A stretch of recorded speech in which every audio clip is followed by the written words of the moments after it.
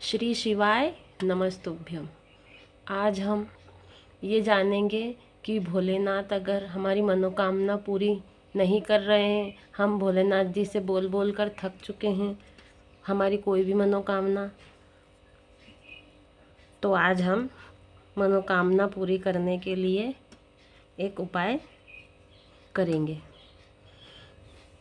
कहते हैं कि भोलेनाथ जी से अगर मनोकामना पूरी करवानी है तो नंदी के कानों में बोलना चाहिए। नंदी के कानों में बोलने के बाद भोलेनाथ ज़रूर ही हमारी प्रार्थना सुनते हैं। परंतु कभी कभी क्या होता है कि नंदी के कानों में बोलने के बाद भी हमारी मनोकामना पूरी नहीं होती है। इसीलिए कहा जाता है कि भोलेनाथ जी के व्रत करना चाहिए, पूजा करना चाहिए, और संपूर्ण विधि तो हम जानते ही नहीं। जो भी हम जानते हैं थोड़ा बहुत हम वो कर लेते हैं। तो आइए जानते हैं आज भोलेनाथ जी से मनोकामना पूरी करने के लिए हम और क्या कर सकते हैं। श्री शिवाय नमस्तुभ्यम। कहते हैं भोलेनाथ और माता पार्वती रोज़ शाम को संध्या काल में हमारे द्वार पर, हमारी दहलीज पर ज़रूर ही आते हैं। हमने कई शिव पुराण में सुना है कि भोलेनाथ और माता पार्वती नंदी पर सवार होकर, नंदी की सवारी पर हमारे द्वार पर ज़रूर आते हैं और हमारे घर में आकर देखते हैं कि हम आराधना, अर्चना, पूजा पाठ कर रहे हैं या नहीं। उसी प्रकार ही भोलेनाथ हमें फल देते हैं। जिस प्रकार हम हमारे माता पिता से बोलते हैं हमारी मनोकामना जो भी हो, हमको जो भी चीज़ की ज़रूरत होती है हम भोलेनाथ जी से मांग सकते हैं, उसी प्रकार इसलिए कहते हैं भोलेनाथ को अपना पिता और माता पार्वती को अपनी माँ बनाइए।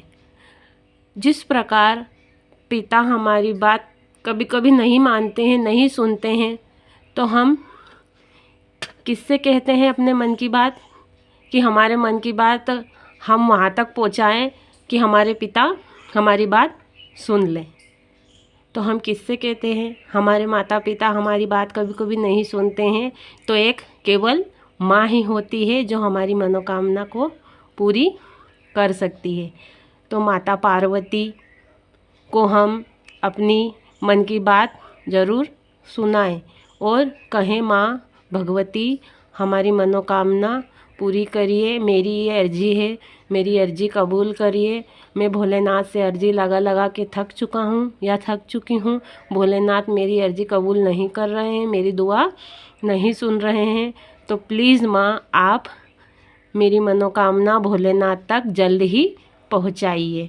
तो माता पार्वती को प्रसन्न करने के लिए हमें क्या करना होगा, माता पार्वती जल्द ही प्रसन्न होने के लिए कुछ भी नहीं मांगती, केवल माँ पार्वती अपने सुहाग की चीज़ें मांगती है। माँ पार्वती को यदि हम सुहाग की चीज़ें चढ़ा दी जाए तो माता पार्वती जल्दी ही खुश होती है।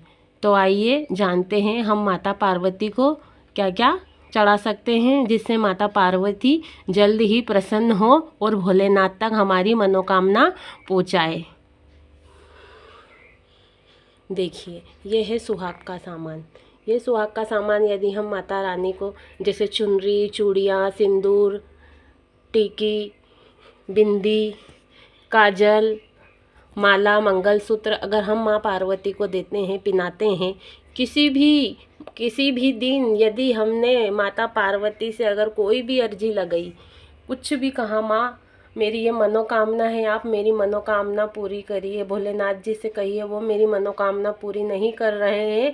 अगर हम भोलेनाथ जी को प्रसन्न करना चाहते हैं और भोलेनाथ हमारी बात नहीं सुन रहे हैं, तो पहले आप माता पार्वती को मनाइए। माता पार्वती अगर मान जाती है तो भोलेनाथ तो फिर मान ही जाएंगे। इसीलिए कहते हैं हमारे पिता अगर हमारी कोई बात नहीं सुन रहे हैं तो हमें हमारी माँ को मनाना चाहिए। जब हमारी माँ मान जाती है तो हमारे पिता तो मान ही जाते हैं। माता पार्वती बहुत ही शांत मन, सुंदर मन वाले व्यक्ति को जल्दी जल्दी प्रसन्न होती है। शांत मन वाला व्यक्ति मन से बिल्कुल शीतलता से प्रार्थना करता है, इसलिए माँ पार्वती जल्दी प्रसन्न होकर भोलेनाथ से आपकी मनोकामना पूरी करवाती है। इसीलिए कहते हैं कभी भी भोलेनाथ अगर आपकी मनोकामना नहीं सुन रहे हैं तो भोलेनाथ जी को प्रसन्न करने के लिए माँ पार्वती को पहले प्रसन्न करना होगा। माता पार्वती यदि प्रसन्न हो जाती है तो भोलेनाथ बहुत जल्द प्रसन्न हो जाएंगे। माता पार्वती भोलेनाथ जी से कहेगी कि मेरा बच्चा या मेरी बच्ची मेरे पास आई थी ये मनोकामना लेकर, तो आप जल्दी ही उनकी मनोकामना पूरी करें। इसीलिए कहते हैं कोई भी बात अगर पिता तक नहीं पहुंच रही है तो पहले माँ तक ज़रूर पहुंचाएं। श्री शिवाय नमस्तुभ्यम।